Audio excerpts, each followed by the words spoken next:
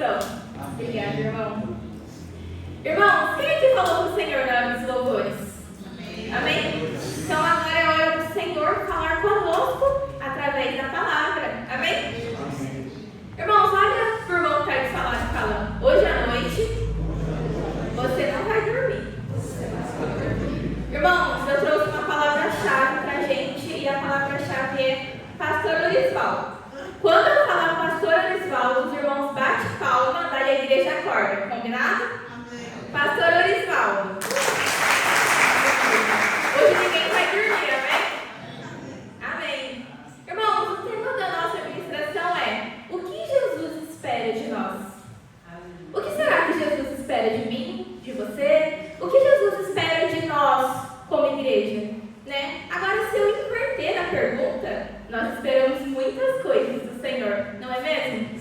Por exemplo, quando nós estamos doentes, esperamos que Jesus seja o nosso médico. Quando temos uma causa na justiça, esperamos que Jesus seja o nosso advogado. Quando até queremos uma bênção expressa, queremos que o Senhor seja até o nosso gênio da lâmpada, não é mesmo?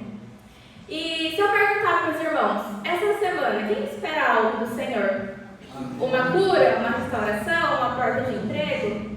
Todos nós esperamos algo do Senhor, não é mesmo? Mas e se eu inverter a pergunta? O que será que Jesus espera de você para essa semana? A verdade é que nós nunca pensamos do outro lado. Nós acostumamos a tratar o Senhor não como um pai, mas como um gênio da lâmpada, como um prestador de serviços, e não como um pai, não como um amigo. E não é isso que o Senhor deseja. A verdade é que muitas vezes nós cobramos a presença do Senhor, mas em troca oferecemos a nossa ausência no dia a dia. A gente quer respostas de pai, porém temos a atitude de filhos ingratos. Nós queremos intimidade de amigo, mas temos postura de estranhos. Queremos colheita de discípulos, mas nós plantamos sementes da religião. E não é isso que o Senhor deseja. Então, assim como nós esperamos algo do Senhor, o Senhor também espera algo de nós. Assim como nós cobramos, Ele também tem expectativas ao nosso respeito. Assim como nós nos decepcionamos, a palavra diz que nós também entristecemos ao Senhor. E que triste, né? Na palavra do Senhor em Efésios fala: e vocês não entristeçam o Espírito Santo de Deus. Então, muitas vezes, nós achamos que o Senhor não tem sentimentos, mas a verdade é que a gente entristece o Senhor. Qual das nossas atitudes tem entristecido o céu também, né? Que maneira que nós temos vivendo que está entristecendo ao nosso Senhor Jesus? Eu posso trazer a comparação de um pai e um filho. Quem aqui é pai? Mãe, pais, ao todo. Amém? Imagina, irmãos, vocês que são pais. Vocês trabalham, vocês dão casa, luz, internet, roupa, dá tudo. Porém, o seu filho não dá um obrigado, não dá uma bênção, mas sempre está lá te pedindo 2, 5, 10 reais, né? Ou o contrário, o seu filho abre o armário e fala: nossa, não tem nada para comer. Daí você fala assim: tem um monte de coisa no armário. Daí o filho fala: mas não tem nada de gostoso, não tem nada que eu quero. Eu já falei isso muito para minha mãe. Desculpa, mãe. Ou a gente pode comparar também uma relação de amigos. Porém, aquele amigo interesseiro que só te procura quando quer alguma coisa, né? Isso não é amizade de verdade. E muitas vezes, nesse relacionamento com o Senhor, nós nos encontramos como esse filho ingrato ou como esse amigo interesseiro. E não é isso que o Senhor espera de nós. Então, hoje eu não vim falar o que você espera de Jesus, mas sobre o que Ele espera de você. Essa noite não é sobre o que você quer arrancar de Jesus, mas o que Ele deseja gerar em você. Será que Jesus deseja transformar o nosso coração? O que Ele deseja mudar a nossa mentalidade como verdadeiros cristãos? Então, o que Jesus espera do seu relacionamento com Ele? Não o que a igreja espera, o que sua família espera, nem o que seus pais esperam, mas o que será que Jesus espera de você? Irmãos, eu estava orando quando o Senhor me abençoou com essa ministração, e na minha oração eu estava pedindo muita coisa para o Senhor. E eu falando, Jesus, eu espero que o Senhor faça isso. E eu também espero que o Senhor faça aquilo. Ah, mas não me esqueça daquilo também. E eu só pedindo. E quando parei para respirar, o Espírito Santo, agora eu posso falar o que eu espero de você? E a verdade é que muitas vezes, nas nossas orações, a gente acaba pedindo.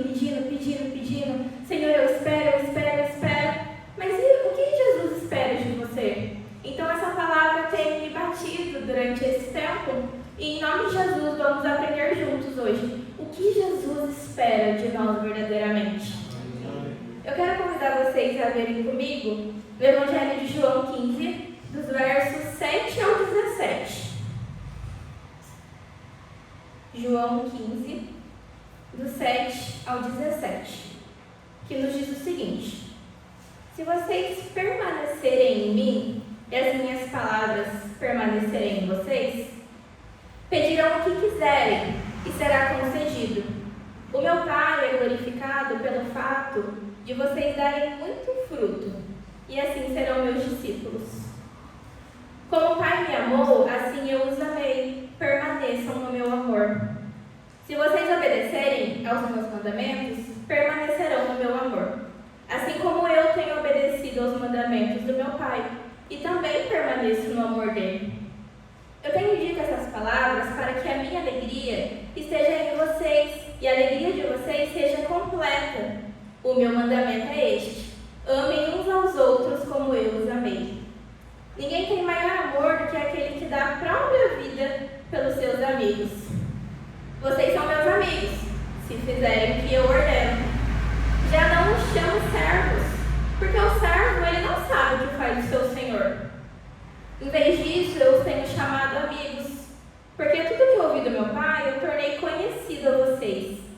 Vocês não me escolheram, mas eu os escolhi. E designei para que vocês vão e deem fruto, um fruto que permaneça, a fim de que o Pai dê a vocês o que pedirem em meu nome. Este é o meu mandamento: amem uns aos outros. Uau, que verso lindo, né? Irmãos, aqui em João 15, é Jesus abrindo o coração dele para nós. Percebam que aqui ele não fala sobre dinheiro, sobre cargo, sobre campanha, mas ele fala de algo mais profundo. Ele fala sobre permanecer, sobre amar, sobre frutificar. E olha que interessante, ele nos chama de amigo. Que coisa profunda. Nessa noite eu não quero falar só o que Jesus espera mais do pastor, ou o que Jesus espera mais do seu líder, mas eu quero falar o que Jesus espera mais de você. E o problema é que muitas vezes a gente terceiriza essa responsabilidade que o Senhor coloca sobre nós. A gente fala: pastor, ora por mim, mas você não tem orado. Igreja, jejua por mim, mas você não tem jejuado. Líder, interceda por mim, mas você não dobra os seus joelhos em oração. Então, nessa noite, irmãos, o Senhor quer mais de você, né? Eu sou responsável por aquilo que o Senhor espera de mim. A palavra diz que cada um prestará conta sobre si mesmo. Então, no dia do juízo, não vai ter o CNPJ da igreja, vai ter o seu CPF. Né? Então, precisamos ser responsáveis por aquilo que o Senhor espera de nós. E Jesus vai fazer uma pergunta simples: eu te amei até a morte. E você? Você tem me amado até onde? Porque no fim, irmãos, não é sobre o que você espera de Deus, mas sobre o que Deus pode esperar de você. Jesus, ele não te chama para ser plateia, salvo, sentado, satisfeito, flutuante, mas o Senhor te chama para ser discípulo. Ele te chama para ser filho, para ser íntimo. Então a pergunta não é: Deus, o que você pode fazer por mim? E sim: Senhor, o que eu posso fazer por você nesta noite? Amém? Então vamos aprender juntos. O que será que Jesus espera de nós? Eu fiquei muito curiosa quando o Senhor me respondeu. E vamos aprender juntos hoje. Amém? Amém. Então repitam comigo: o que Jesus espera de nós? O que Jesus espera de nós? Muito bem, agora com vontade, vamos lá. O que Jesus espera de nós? Glória a Deus. Primeiro, que sejamos fiéis. Eu não consigo pensar num tipo de relacionamento sem fidelidade. Nós temos muitos tipos de relacionamentos, né? Eu sou casada, eu tenho amigos, eu tenho família, e todos eles eu cobro fidelidade. Por que com o nosso relacionamento com com Jesus seria diferente.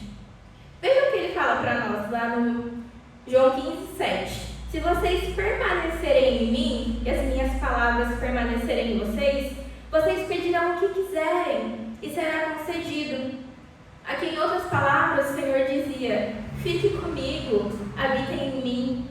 Ele falava para os seus discípulos: não me troquem por nada. E nessa noite ele fala também: não me troquem por nada. Aqui o Senhor nos faz uma promessa, que se a gente for fiel, as nossas orações serão respondidas, os anseios serão supridos e a vida será abundante. Irmãos, a gente é fiel e a gente só colhe benefícios ainda dessa fidelidade para com o Senhor. E a verdade é que a fidelidade, ela abre uma porta para o cumprimento das promessas sobre nossas vidas. Já foi ministrado muitas vezes que o Senhor, Ele não nos criou para sermos infelizes. Ele criou para sermos felizes. E a felicidade não é uma circunstância, mas é uma decisão. E felizes são aqueles que decidem permanecer fiel no Senhor. Irmãos, tem um louvor muito bonito que eu gosto, que nós cantamos, eu queria que a gente cantasse junto, mas vocês não vão deixar eu cantar sozinha, né? Vamos lá.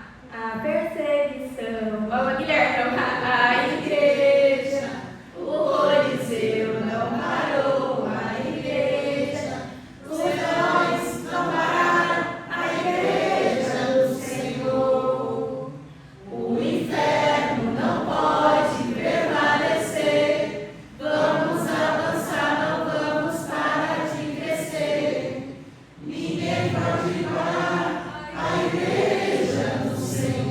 Lindo, coral VIP. Ana, desculpa, eu não fiz vocalize. Irmãos, que lindo, nada pode parar a igreja do Senhor. Porém, o que tem parado a igreja do Senhor? A chuva, o desânimo, o frio, os seus outros compromissos. Eu acho tão bonito esse louvor.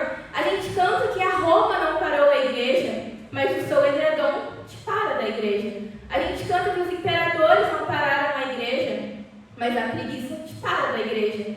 A gente cantou que os leões não pararam a igreja do Senhor, mas as suas desculpas te param da igreja do Senhor. A gente troca o Senhor por tão pouco, não é verdade? Fidelidade significa constância nos compromissos. Eu sou fiel ao meu trabalho. Faça chuva, faça sol, eu estou no meu trabalho. Para vocês que estudam, faça chuva ou faça sol, eu também estou na minha escola. Mas qualquer coisa é desculpa para nós não estarmos na casa do Senhor, não é mesmo? Muitos irmãos não vêm para a igreja porque estão com dor. Os irmãos me perdoem. Às vezes estou com dor de cabeça, estou com dor no dedo do meu pé, e eu não venho para a igreja. Mas, irmãos, a igreja não é um lugar de cura. Não é um lugar onde o Senhor ordena a bênção. Por que eu vou ficar em casa se eu posso ser curada na igreja?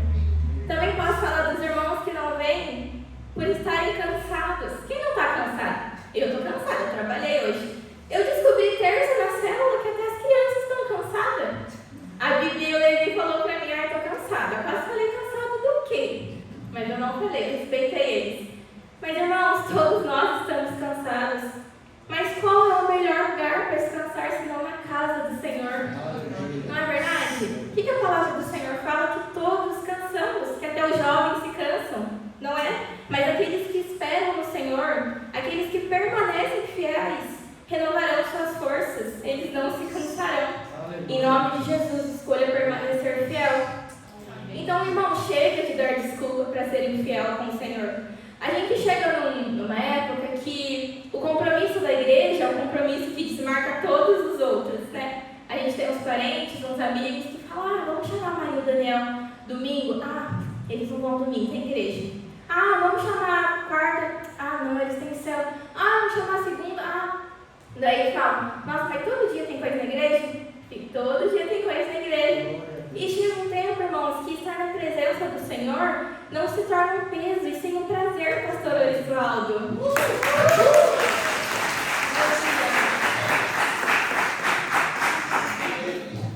Glória a Deus. Amém. Irmão, então quando você permanece fiel, as coisas mudam. Escolha ser fiel na presença do Senhor. Fiel na palavra, como Jesus fala: as minhas palavras permanecem em vocês. Tem um salmo que eu gosto, que eu também vou pedir para vocês lerem junto comigo. Hoje a gente está junto. Salmo 119:11, que está aqui atrás, para vocês lerem comigo. 1, 2, 3 e... Guardei no coração a tua palavra, para não pecar contra ti. Irmãos, eu guardei a palavra onde? No coração. No coração. Não é na estante. Não é debaixo do braço. Não é aberta no Salmo 91. O Senhor fala para a gente guardar a palavra no nosso coração, para a gente não pecar contra Ele. Muitas vezes a gente guarda a palavra tendo conhecimento na ponta da língua, e a gente fica cheio de informações, cheio de versículos, mas a palavra não está guardada no nosso coração. O Senhor deseja que a gente guarde a palavra no nosso coração. Só assim conseguiremos permanecer fiel com o Senhor. Outra coisa, fidelidade me lembra de casamento. Quem aqui é casado? O marido não gritou. Quem aqui é casado? Tá feliz? Irmãos, casamento significa aliança. Todos que são compromissados têm uma aliança. E é engraçado que a aliança ela não tem um começo. Ela também não tem um fim. E como que quebra a aliança? A gente falou nos votos. Até que a morte nos separe. Então, se ele não quiser mais, ele olha para ele ir embora, ele com Deus. Mas, irmãos, nós fazemos votos que é na alegria e na tristeza, na saúde e na doença. Então, o nosso relacionamento é assim, nem todo dia são flores, nem todo dia é frio na barriga, mas é uma decisão, é um compromisso, é uma fidelidade que a gente promete, não é? É uma aliança. E, semelhantemente, nós temos a mesma coisa com Jesus. Nós temos uma aliança com Jesus. E a parte do relacionamento de Jesus, ele não quebra. O que você promete no seu casamento é a mesma coisa que você precisa prometer para Jesus. E Jesus fala em Apocalipse: se você for fiel até a morte, eu dar-te-ei a coroa da vida. Em Abacuque ele também fala: eu não te deixarei por nada. A palavra diz: pode uma mãe se esquecer do filho que amamenta? Ainda que isso aconteça, eu não me esqueceria de você. O Senhor é a parte fiel do nosso relacionamento, irmãos. Falando de casamento, o Senhor me trouxe a memória de um profeta chamado Oséias. Quem que conhece a passagem do profeta Oséias? Irmãos, eu estava lendo e eu falei: Deus, meu Deus, como o Senhor pode pedir isso para alguém? Irmãos, o profeta Oséias, conta no livro de Oséias, que o Senhor manda ele fazer uma coisa muito interessante. Ele manda o profeta casar com uma prostituta. Me desculpe a palavra, mas não tem outra palavra. Casar com uma prostituta. E engraçado, né? Por que o Senhor manda o profeta fazer isso? Mas o profeta, como um homem de Deus, ele casa com ela. O nome dela era Gomer. Oséias casou, amou, cuidou. Ele teve filhos com ela, deu casa, deu comida, deu um novo nome. E o que Gomer fez? Ela o traiu de novo. Ela fugiu com outros homens, ela voltou para a prostituição, ela humilhou Oséias na frente de todo mundo. E você fala: então Oséias, meteu um pé na bomba dela. Irmãos, e a palavra do Senhor não fala isso. Olha o que Deus fala para Oséias depois de tudo isso que ela fez com ele. Vai outra vez e ama novamente essa mulher. E eu penso: Jesus, que injustiça! Como assim? Tadinho do profeta? Que é isso, Senhor? E a palavra do Senhor fala que Oséias foi, comprou ela de volta no mercado e trouxe ela para casa e a perdoou. E, irmãos, no livro de Oséias, o Senhor continua falando: é assim que o povo de Israel me trata, é assim que vocês me tratam. Nós casamos, eu te dou graça, eu te dou perdão, eu te dou misericórdia, e em troca você me trai. Em troca você me troca por qualquer outro compromisso que não seja a igreja. É isso que nós fazemos com o Senhor, irmãos. Queridos, se o Senhor voltasse hoje, será que Ele nos acharia fiel ou faltoso em alguma parte?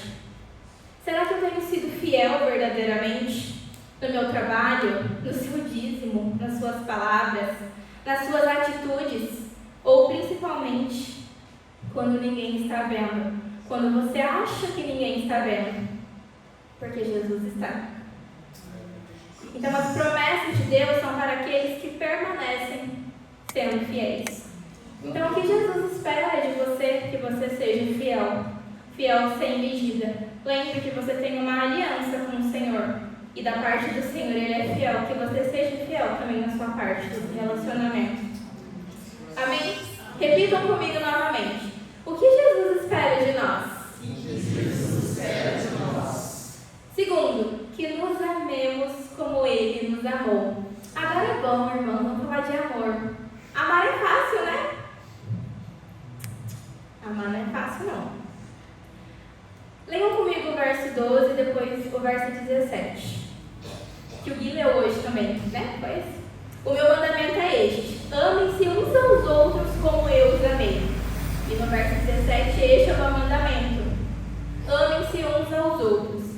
Irmãos, a palavra do Senhor, ela tem muitos... As palavras em si, elas têm muito significado. Por exemplo, o amor, a palavra, ele tem mais de um significado. E eu trouxe ela para os irmãos.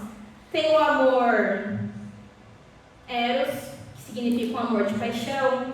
O amor pilia, que significa um amor de amigo. O amor storge, que é um amor de família. Mas esse amor que Jesus fala nesse versículo se chama o amor ágape. Maria, o que significa? É um amor de decisão. É um amor que escolhe amar, mesmo quando ele não sente. É um amor que age sem esperar nada em troca. É esse tipo de amor que Jesus fala nesse verso. Então, que amar é uma decisão, não é um sentimento. Eu não escolho, eu não sinto amar você. Eu preciso decidir por amar você, mesmo você sendo difícil. Então, aqui Jesus, ele não dá uma dica ou dá um conselho para nós, e sim um mandamento: amem-se uns aos outros. Este é o meu mandamento. Então, irmãos, é impossível nós sermos discípulos de Jesus se nós nutrirmos raiva, mágoa, indiferença contra os nossos irmãos. Então, Jesus nos deixa aí um desafio gigante pela frente: amar assim como Ele nos amou. A maior expressão de amor que as pessoas poderiam ter umas pelas outras é darem a própria vida, como Jesus também fala. E é o que Jesus fez por nós. Como diz em Romanos, que diz o seguinte: dificilmente haverá alguém que morra por um justo, embora, pelo homem bom, talvez alguém tenha coragem de morrer. Mas nisso, Deus demonstra o seu amor. Cristo morreu em nosso lugar, apesar de sermos pecadores. E Jesus espera o mesmo amor para com os outros. Talvez você não precise morrer, pelo seu irmão, mas você pode ter esse amor ágape, esse amor sacrificial, doando, orando, ouvindo o seu irmão. E é isso que Jesus espera. Irmãos, às vezes não, muitas vezes, a gente não vai sentir amor por todas as pessoas, Porque as pessoas são difíceis de amar, mas mesmo assim o mandamento é o mesmo: ame o seu próximo. Irmãos, eu estava pensando, quem será que é difícil de amar que eu conheço? E eu achei a pessoa, Joey. Irmãos, como eu sou difícil. E eu estava pensando, irmãos, como eu já falei, meu Deus, como eu já falei como ovelha, como eu já falei como esposa, como amiga, como filha. Irmãos, como eu sou vacilona, como discípula. Irmãos, a gente estava falando do acampamento ontem, e, irmãos, eu sou terrível na gincana de igreja, de acampamento. Irmãos, eu sou competitiva, eu fico cega, e isso não é bom, Meu Deus, como eu sou difícil de amar, como os meus amigos têm paciência comigo. E, irmãos, todos nós temos nossas indiferenças, nossas dificuldades, mas precisamos nos amar. Obrigada por vocês que me amam. Mas o que o Senhor espera de nós, então, irmãos? Uma vida de comunhão. E como eu posso ter comunhão com os irmãos que estão tão diferentes de mim? E eu fiquei pensando nisso e me veio a melhor pessoa que poderia responder essa pergunta: Jesus. Jesus tinha 12 discípulos. Irmãos, 12 homens com personalidades totalmente diferentes ao seu lado. Sabemos que Pedro, ele era mais impossível, tinha um pavio mais curto. Tomé era um questionador. Natanael era sincero, falava tudo o que pensava, ele era muito sem filtro. Então, irmãos, como é que Jesus andava com 12 homens diferentes? Porque Jesus não tinha uma briga, não tinha uma confusão. O que será que unia esses homens?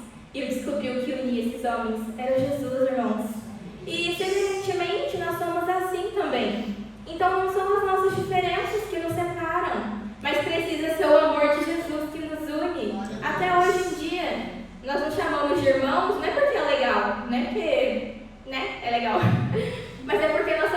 grande família na fé. Em Cristo Jesus nós somos irmãos. Nós precisamos andar em unidade no Espírito. Fala aí pro seu irmão, eu te amo em Cristo Jesus. Irmãos, precisamos nos amar em Cristo Jesus. O Senhor espera isso de nós. O Senhor espera que você tenha mais paciência com o seu irmão, mais amor, que as suas palavras sejam mais amorosas, né? Às vezes a gente quer ser tão verdadeiro, como o pastor fala, a gente vomita a verdade. Mas até a verdade precisa ser dita com amor e na hora certa. Então sejam sábios e, acima de tudo, amorosos. Em Hebreus 12 diz, busquem a paz com todos. Irmãos, como é difícil viver em paz com todos, né? Aqui o autor de Hebreus, ele manda com uma ordem inicial, buscar a paz. Então a paz é o nosso principal alvo, viver em paz com todos os irmãos. Até se eles forem São Paulinos, palmeirenses, irmãos, como é difícil amar esses irmãos, mas a gente precisa amar. Mateus 4,9 diz, bem-aventurados pacificadores, porque eles serão chamados filhos de Deus. O que são pacificadores? Aqueles que jogam água ao invés de gasolina. Aqueles que quando escutam alguma coisa não saem falando, mas termina ali a história. Às vezes a gente escuta o ata e depois está o abecedário. Irmãos, pacificadores. E o que é bem-aventurado? Mais que felizes são essas pessoas que pacificam o ambiente. Seja você um pacificador, Jesus te chama para ser um pacificador. Seja um agente de paz. Portanto, Deus espera que nós sejamos homens e mulheres pacificadores. Devemos lutar pela paz em nosso meio a qualquer preço. Perseguir a paz com os nossos irmãos. Então, o que Jesus espera de você? Que você também ame seu irmão, como Jesus chamou. Você não é fácil, irmão. Assim como eu não sou, você também não é fácil. Mas o Senhor te ama. Então, vamos fazer um esforço para a gente amar nosso irmão. Mas amar de verdade. Né? Eu amo meu esposo, eu amo minhas amigas, eu quero saber como elas estão. Eu oro pela vida delas.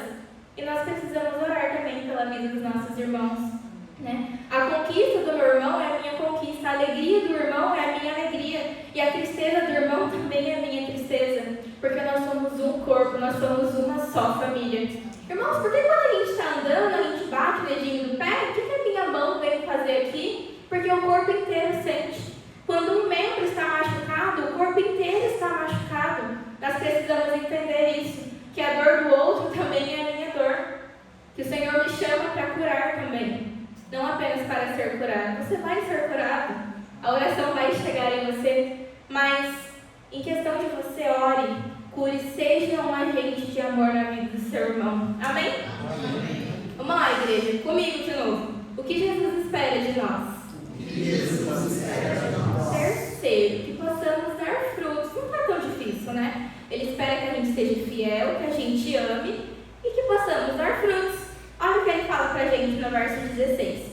Vocês não me escolheram, mas eu os escolhi para irem e darem fruto, mas não qualquer fruto, um fruto que permaneça.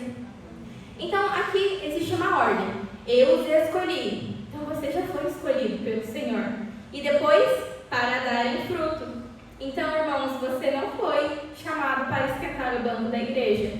Nós fomos chamados para produzir para o Senhor. O que o fruto é?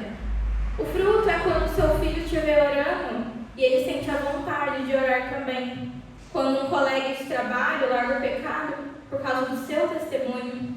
Quando um cônjuge volta para Deus porque ele viu a mudança primeiro em você. Isso é o fruto. Então, o fruto é mais que um testemunho que você conta. O fruto é aquele testemunho que você vive. É a transformação que o Senhor fez com você. A Maria de hoje não pode ser a mesma Maria do ano passado. A Maria tenta voltar, ela é terrível, mas tem que matar a Maria todo dia, irmãos. Esse é o fruto é a nossa mudança, é o nosso testemunho. Mateus 7,20 diz, pelo fruto os conhecereis. Vejam que Jesus fala pelo fruto e não pelas folhas. Por quê? Porque a folha, ela engana de longe, a folha é a aparência. Aqui o Senhor faz uma comparação em Marcos 11 que tinha uma figueira, mas a figueira só tinha folhas. Jesus foi para perto e não achou frutos. O resultado? Ela secou. Jesus disse, nunca mais nasça fruto de ti. Porque folha é aparência. O Senhor não quer que a gente viva nível de aparência. O Senhor não quer que a gente seja um personagem gospel. Irmãos, o Senhor deseja que você seja um filho verdadeiro. E é aqui que a gente se cura. Venha como estás e o Senhor irá te curar. Mas a gente não precisa fingir aquilo que nós não somos, porque o Senhor nos conhece no nosso íntimo, né? Podemos mentir para qualquer pessoa, mas para o Senhor não, né? Para o Senhor não, amém? Irmãos, Gálatas também fala outros tipos de frutos que também nascem. O fruto do Espírito é amor, alegria, paz, paciência, benignidade, bondade, fidelidade, mansidão e domínio próprio. Então, existem pessoas que são cheias de folhas de unção, mas não têm o fruto do amor. Cheias de folhas de profecia, mas não têm o fruto da mansidão. Cheias de folhas de conhecimento, mas não têm o fruto do domínio próprio, da humildade. Então, irmãos, a folha, a aparência não é nada. O Senhor deseja ver os frutos verdadeiramente na sua vida. O Senhor, Ele não vai te pesar pela quantidade de folhas, mas Ele vai te pesar pelo fruto que permaneceu na sua vida. Então, se Jesus chegasse agora na sua figueira, Ele acharia fruto ou só folha? Será que Jesus acharia na nossa figueira? O Senhor, Ele não nos chama para viver de aparência, e sim de essência. E que nossa essência verdadeiramente seja Cristo, né? Como o pastor fala, se apertar a gente até a última, a gente precisa exalar o perfume de Jesus. Em João 15:8 diz: nisto é glorificado meu Pai, que vocês deem muito fruto, e só assim vocês serão meus discípulos. Irmãos, o fruto, ele serve para quê? Para alimentar. E o nosso fruto também alimenta as outras pessoas. As pessoas podem olhar para você e falar: se o Senhor curou ela, eu sei que o Senhor pode me curar também. A nossa líder querida Débora, ela compartilhou conosco o testemunho dela. E, irmãos, é bonito porque tudo que ela passou, a gente falou disso, ela não usou isso para se vitimizar, mas para ser curada em Jesus. Ela fala: eu consegui porque Jesus me curou, porque Jesus me fortificou. A nossa líder dá fruto, e o fruto dela nos alimenta. E é isso que Jesus quer, que você alimente a outros também com a sua mudança que você teve de vida. Então o Senhor nos chama para frutificar. Então o que Jesus espera de você, irmãos? Que você frutifique. Amém, pastora Elisvaldo? Vamos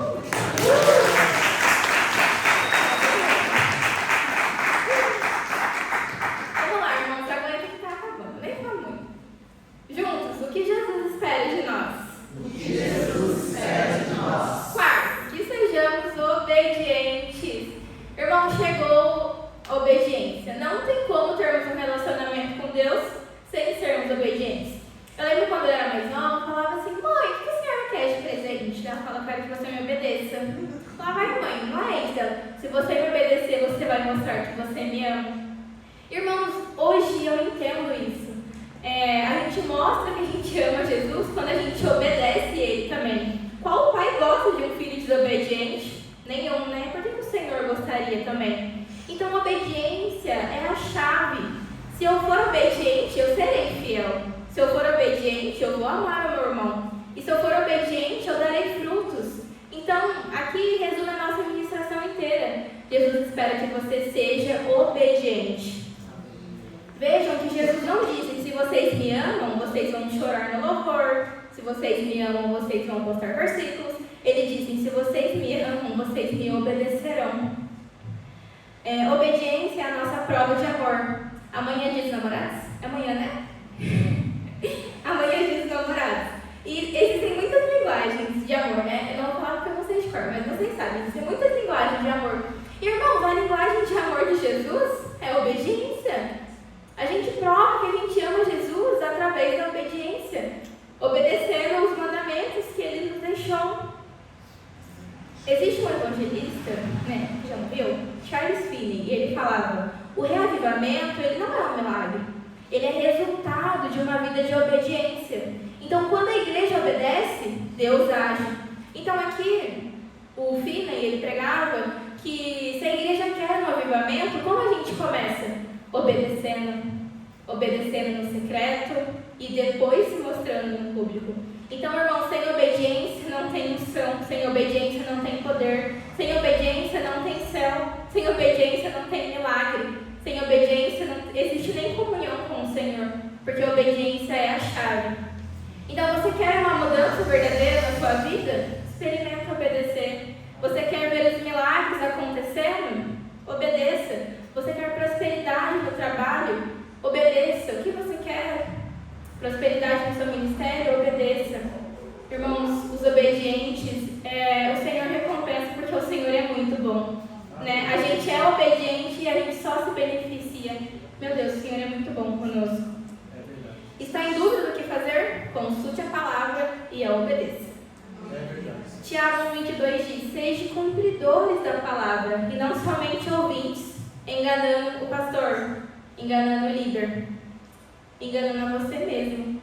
Então, quando a palavra entra por aqui e sai por aqui, você está enganando a você mesmo, irmãos. Então, a palavra precisa cair no solo do seu coração, como nós falamos, guardar ela no nosso coração. Irmãos, não sejam ouvintes da palavra, né? Um versículo da Bíblia. Guarde ele, pratique ele, viva ele. E eu duvido que o Senhor não vai transformar a sua vida. Os obedientes são os mais felizes.